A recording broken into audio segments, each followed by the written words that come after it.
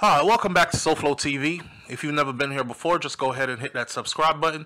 Click the bell next to the subscribe button so you are notified every time a new video goes up on SouFLoTV. We covered this particular story right here on SouFLoTV, and I guess this is why I'm doing the follow-up. Brendan Depa. That's a young man.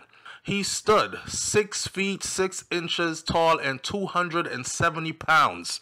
And Brendan Depa, one day, in a fit of a rage because some gaming device was taken away from him in school, he chased down his teacher and he put a beating on the teacher until the teacher was unconscious. We saw the video. The video looked gruesome. And of course, there was always that color factor. A hulking-sized black male mercilessly punching an unconscious, what looked to be Caucasian woman, even though I think she was Hispanic, but looking more Caucasian than anything. Why do I say that? I say that because it all plays a part in what's happening now. Let's not forget that Brendan Depa is autistic. Let's not forget that Brendan Depa is on the spectrum of autism to the left of the spectrum, as in he is functioning but not completely high functioning. Let's also not forget that he has about 5 other diagnoses that goes along with ADD, ADHD, and so on and so forth. So we'll get into what's happening to him today as we move into April 29th of 2024. Brendan Depa has been arrested, right? He has been incarcerated. He is wearing a orange jumpsuit. He is shackled and chained. He is being treated as a prisoner. He was charged as an adult, meaning he fully understood what he was doing and he is responsible for his actions. The worst part about this is his sentencing is approaching shortly, and the judge is looking at anywhere from 3 years to 30 years behind bars. That is what the charge requires. Now, personally, I feel like he should never be charged as an adult, and also that he should not be sent to a prison institution. A prison institution where you have murderers, people who kill with intention, premeditate a murder, then carry it out. People who are definitely proven to be habitual offenders, career criminals, the worst of our society. Why would you want to put severely autistic young man among these people and leave him there for any amount of time? This can turn out really, really badly. And his mother is saying that, hey, giving him years in prison would be a death sentence. Personally, I myself, SouFLoTV, believe that this young man should be committed to a juvenile facility where he can be placed in a program where he can have a strict regime that will somehow prepare him for adult life. Give him 3 years in a strict regime. Teach him, work with him, help him to be able to calm his anger, to be able to understand the consequences of what's going on.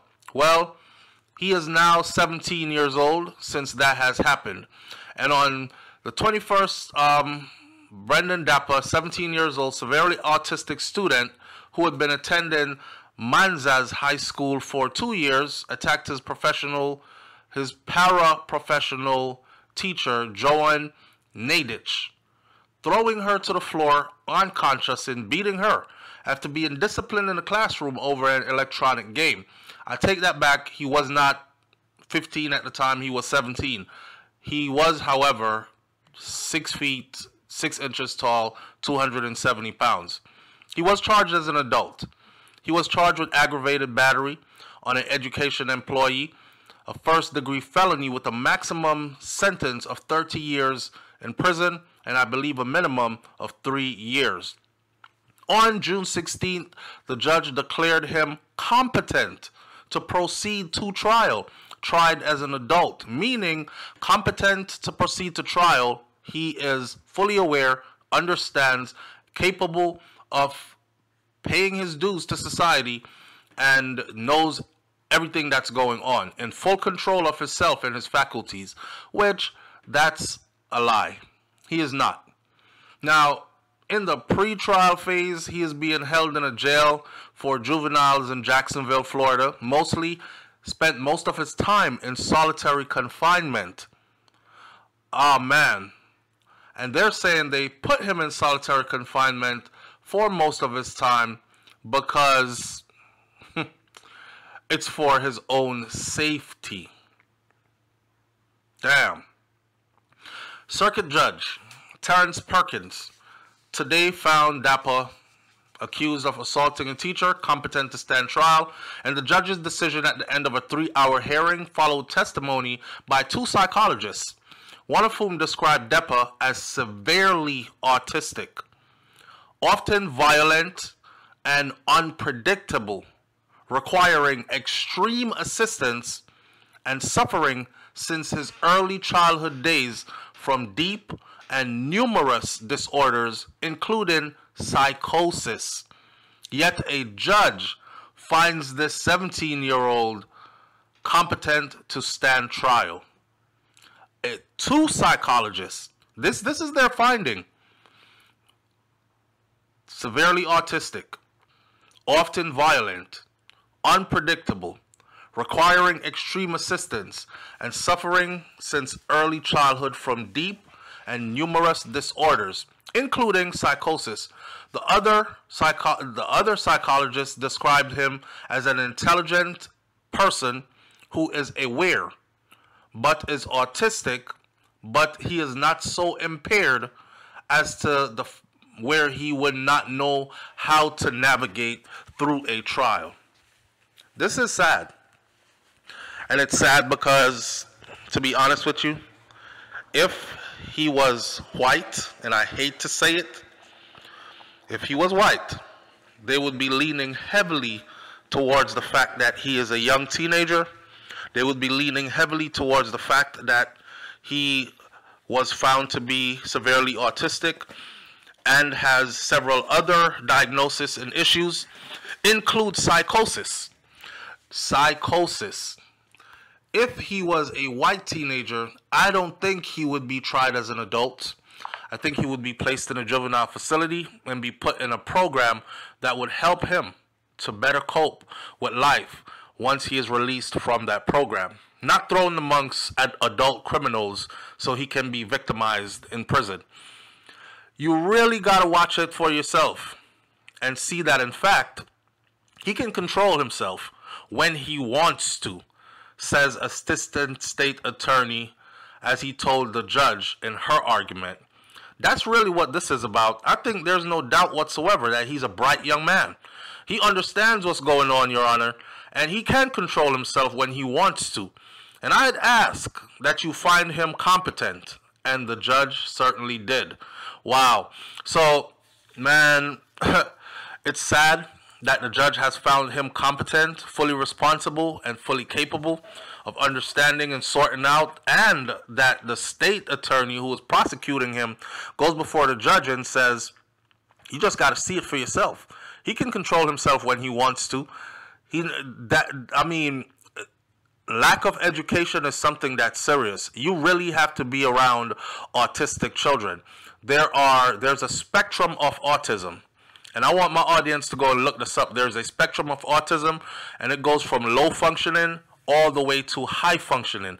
Some autistic persons are so high functioning, they walk around among you and you would not be able to tell if they are on the spectrum of autism, because they have these little weird tics and stuff about them, but they function just as good as anybody else, or even better.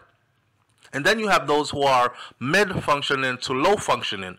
And those are the ones who have problems with communication issues, with behavioral regulation, so on and so forth. And I think that a law person who is not medically qualified to speak on this and judge this individual should not be speaking to a judge about this young man's condition.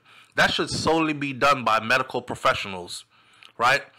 Kurt Tifa, Depa's attorney, the young man's attorney, said that he alone has spent more time with him than anyone else on that side of the bar in court today. I have great concerns, his attorney said. I am not confining my opinions to diagnosis, not at all. I'm talking about its manifestations. I'm talking about the behavior and the interaction and, frankly, everything that happens. He described it as a cocktail of mental health disorders that just waiting for something to happen. This was one of these circumstances where actually hearing from the doctors and the experts was some great assistance, Perkins said, explaining his reasoning. He said that 3 elements drove his decision: the circumstances of Depa's life and the circumstances of the attack, how does this happen in a rational world, and the suggestion of incompetence. Now, having considered everything in this regard, and understanding that this is a snapshot, Perkins said that I find that based on all the evidence in this case, I find that Mr. Depa is competent to proceed. Could you imagine? They have a record of this young man: psychosis, mental health issues, severely autistic, and these are all issues that has been with him since he was a small child, his entire life. And yet a judge says, I took into consideration his whole life, and it has led me to believe that he is competent to stand trial, charged as an adult. Now, despite being held in a jail for juveniles in Jacksonville, he faces a first-degree felony charge of aggravated assault following his attack on his teacher, right? Perkins soon ordered a psychologist evaluation to determine whether Depa would be competent to stand the trial, and we know what the outcome was of that. Now, his parents, when we speak of his parents, we have to remember that this young man was adopted. He came through the foster care system. This is not his real parent. This is somebody that raised him, yes, but this is not his real parent, as in his blood parent. And this couple has been raising him since he was small. And the funny thing is, they are Caucasian, and he is clearly African American, as you can see. So at this point, his mom is speaking out, and his mom is trying to get them to change what it is that they're trying to do to him. She said that my worst nightmare is that my son is going to be killed in prison. My worst nightmare is that he's going to be killed in prison because he is not competent. He's no way is going to survive that world. I just want people to see him for something other than that video that showed him beating the teacher. That video was horrible. And that was a horrible thing that he did. But that's not all of him. He came into our lives through the foster care system when he was only 5 months old. We adopted him when he was at the age of 2. They kept visiting him from 5 months old on up, and they completed their adoption process at the age of 2. She says he always struggled at a young age. He struggled with everything, but he truly loves people. He was diagnosed with autism from a very young age. He also was diagnosed with ADHD. He was also diagnosed with oppositional defiant disorder. He was also diagnosed with reactive explosive disorder. Damn. This poor kid can't get a break. And you know what's crazy is watching the public's feedback on this. You know, I'm on Twitter, or what used to be Twitter, that is now X. And even Elon Musk is asking, what attorney? And then he asked it from a guy who said, aren't we tired of this bullshit? Aren't we tired of the excuses? All these people do is make excuses. They're not looking at it as in, this kid is a kid. He's 17 years old. He's had a rough life. He came through the foster system. You think he doesn't realize that both his parents that adopted him are white and he is black? He's autistic. He doesn't have friends. He doesn't have a normal social life. He is not passing milestones, doing what teenagers do, having a little girlfriend, a crush on somebody who has a crush on you, you know, going to the movies with your friends, going to hang out at the mall, or going to hang out over at your friend's house at a pool party. He's not living that kind of life. He is completely isolated for the matter, with two elderly Caucasian people as his parents. And on top of autism, ADHD, oppositional defiant disorder, reactive explosive disorder. Those are 4 diagnoses that this young man has to live with and fight with every day in a society that does not even see him as a child. They see him as a grown man who is big and scary and needs to be put away, locked away with criminals. His mother, his adoptive mom, says he was homeschooled until he was 14 years old. And he received more care in an intensive behavior group after. He had been attending this high school for only 2 years. I guess they said, hey, he's getting ready to go out into the world. He's 17. Let's go ahead and start integrating him into his own peer group and whatever and send him to public school. And boom, this happens. His mom went further to say he is not a thug. That's just out here and didn't have parents who cared about him and didn't have things. It was the system that failed him. That he was placed in public school, and that once he was in there, the IEP program was not followed. People who should know better than to use his Nintendo Switch, which was his trigger. That was the trigger that started the attack. His Nintendo Switch was taken away from him, and it triggered him to go into that mode. An IEP is an individualized education program which is under the federal laws that is developed for each public school student who needs special education. It's kind of like integrating children with special needs into a normal class with children their own age group, except for they get the special attention needed. There's a person there that's a caseworker that will give them special attention through the IEP program, the Individualized Education Program. And they integrated him to that after schooling him his whole life till he was 14 years old at home. Man, there's a reason why this IEP specifically addressed Brendan not having these devices and explicitly talked about the reaction and the reaction that he would have or had in the past of having this removed from him, said Lopez. Jean Lopez is a teacher in the IEP program who had been a teacher in the IEP program for 30 years. Brandon's IEP said electronics are a precursor to more severe behavior. Had the school followed the IEP, we would not be where we are today, is what the young man's adoptive mother said.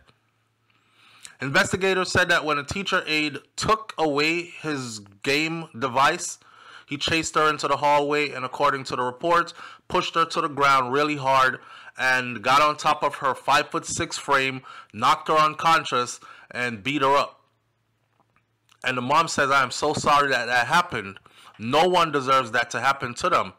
And could it have been avoided? Yes, clearly, as stated in his IEP program paperwork, he should not have had access to an electronic device at school.